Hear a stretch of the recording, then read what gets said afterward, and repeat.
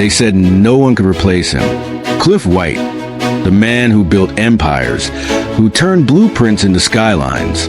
But when he tried to walk away from the powerful Pinnacle Company, they decided he wouldn't walk away alive. What followed was a nightmare. 9 assassination attempts. 9 times death reached for him and missed. His home burned. His family taken. His life shattered. Yet somehow, he survived every single one.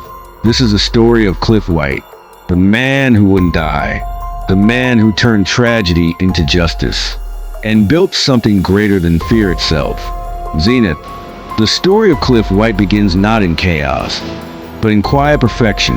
For over a decade, Cliff had been the face of excellence at the Pinnacle Company, a multi-million-dollar construction firm that built bridges, towers, and dreams across cities. His colleagues called him machine, precise, tireless, and immune to failure. He worked like a man programmed for greatness, and success followed him everywhere. His corner office overlooked the skyline he helped create. His wife, Tracy, was the kind of woman whose laughter could silence storms. Their daughters, Eunice and Alice, were the light in his mornings. To the world, Cliff White was a man who had it all. But perfection has a way of rotting from within. After years of loyal service, something in Cliff began to shift. The skyscrapers no longer impressed him. The paychecks no longer thrilled him. Somewhere deep inside, a whisper had begun, a whisper that said, "You were made for more." He wanted to build something of his own, not for the shareholders, not for the board, but for the legacy of his name. So one cold Monday morning, Cliff walked into the boardroom with a calm smile and a letter of resignation. He expected handshakes, maybe tears, or even persuasion. What he got instead was silence, and then laughter.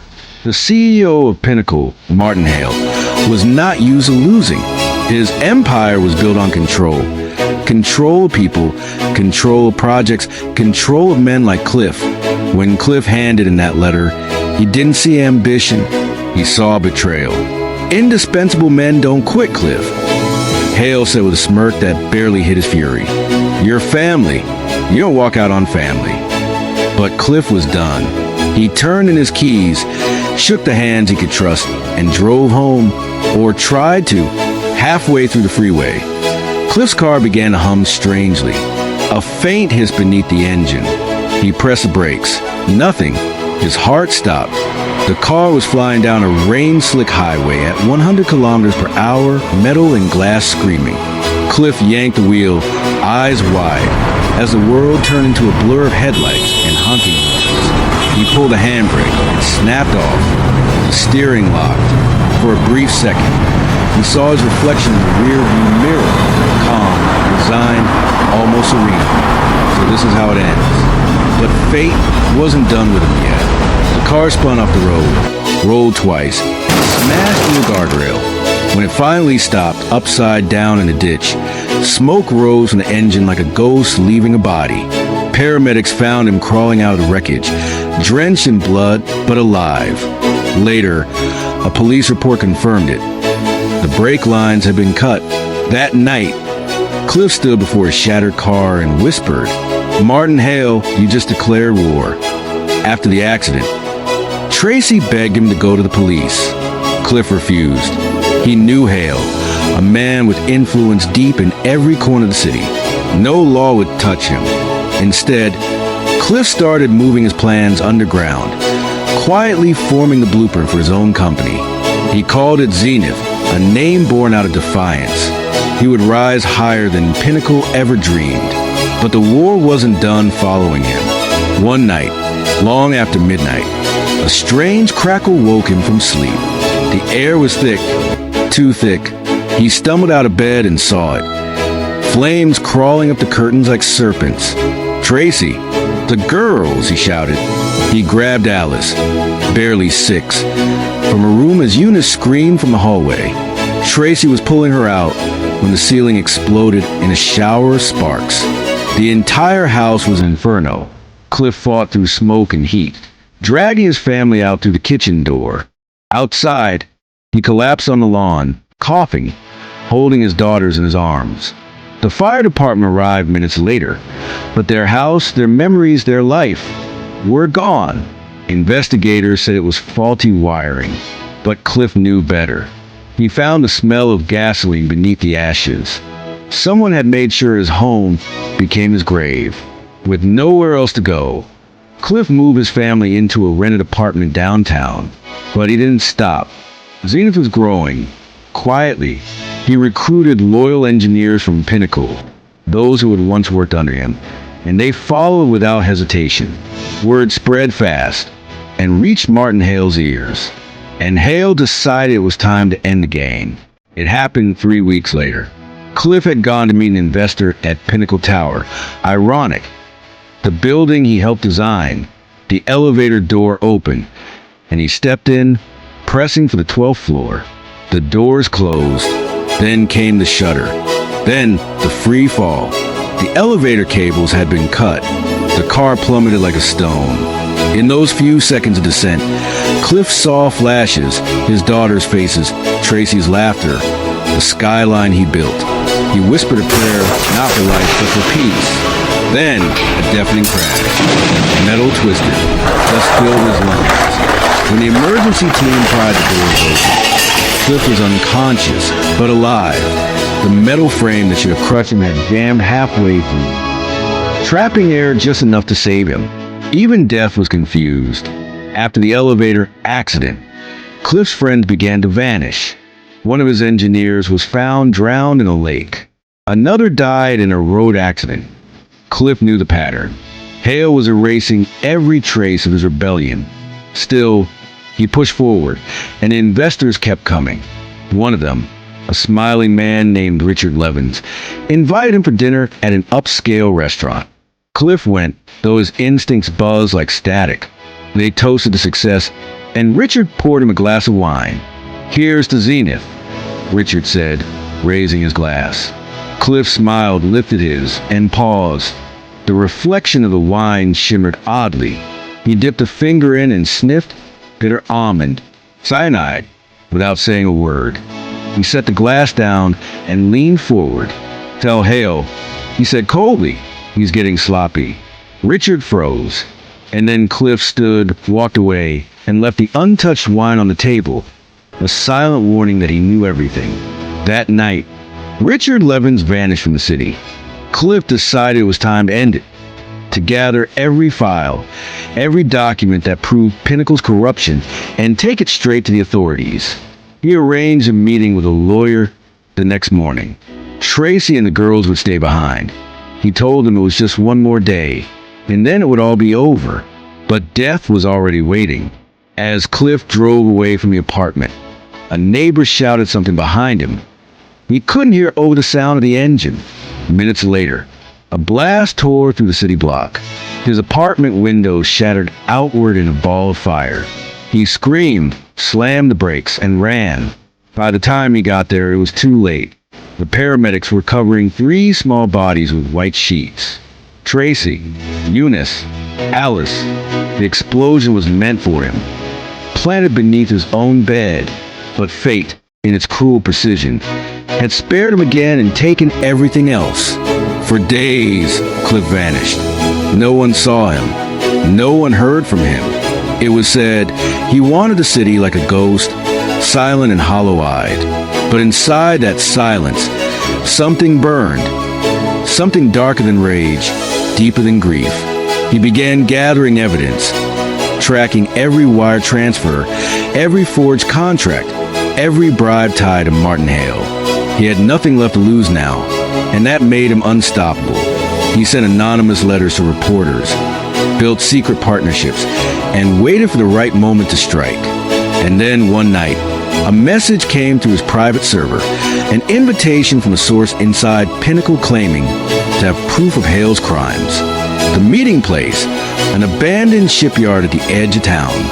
Cliff hesitated, but went anyway. He didn't know that this meeting would lead to his sixth brush with death, or that the men waiting for him there had one purpose only: to finish what Hale started. The sea mist rolled over the shipyard that night like a warning. Rusted containers stood like tombstones, the air thick with salt and silence. Cliff White parked his car, turned off the engine, and listened, only the whisper of waves. He stepped out slowly, scanning the shadows. The message he received had been brief. Proof against Hale. Come alone. Midnight. He had come, but his hand was steady on the pistol beneath his coat. A voice echoed through the emptiness. Mr. White. Cliff turned toward the sound. A lone figure stepped into the dim light. A man in a hard hat, face half hidden. You have the evidence? Cliff asked. The man nodded. In the container. Follow me. Cliff took 3 cautious steps, and then the container door slammed shut behind him. Instantly, light flooded the dock. Men emerged from the shadows, armed, silent, their faces covered. Martin Hale's men. Mr. White. A voice boomed from the dockside speakers, smooth and venomous. You should have stayed dead when your house burned. Cliff recognized it. Hale. A floodgate opened, and cold seawater began to pour into the container. Cliff pounded the metal walls, shouting, clawing for an exit. The water rose to his knees, then his waist, then his chest. He was trapped inside a drowning box. The minutes stretched into eternity. When the water touched his chin, Cliff's eyes closed. He whispered his daughter's names, one by one. Then something metallic broke loose. He kicked. The panel bent. One more push, and he was free. He burst from a container, gasping, crawling over the wet dock. Bullets ricocheted off steel. Cliff dove into the sea, vanishing beneath the black waves. He surfaced half a mile away, clinging to a buoy, trembling, but alive. Another death missed him by inches.